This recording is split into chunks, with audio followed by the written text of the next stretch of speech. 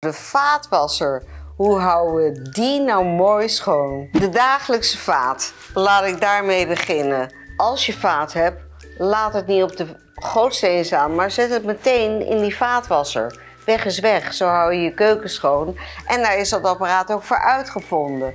Dus zet je kopjes en glaswerk zoveel mogelijk uiteraard bovenin. Onderop zet ik dus borden, pannen, deksels. Niet te vol, want alles wat te veel is krijg je echt niet goed schoon. Het is echt onnodig om je vaat voor te spoelen. Iedereen die keukens verkoopt of vaatwasser zal je zeggen: jammer van je tijd en je werk en je verspilde water.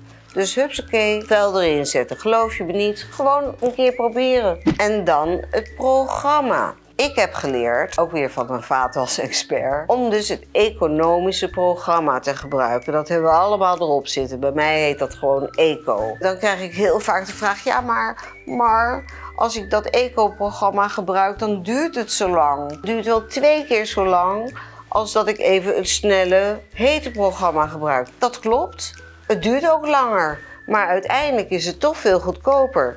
Want dat eco wil zeggen, er komt water in, uiteraard. En de machine warmt zich langzaam op.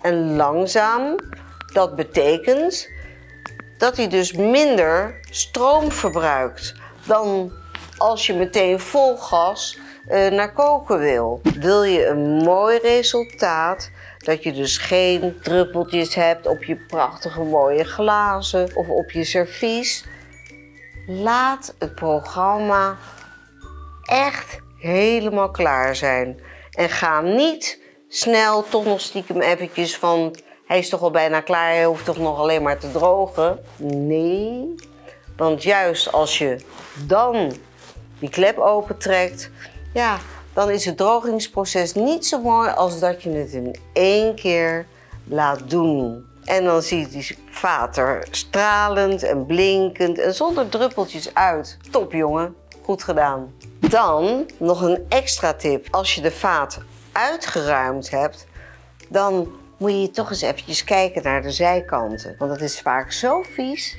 met spetters van thee en koffie. Haal dat even weg, dan is je machine in ieder geval aan de zijkanten schoon.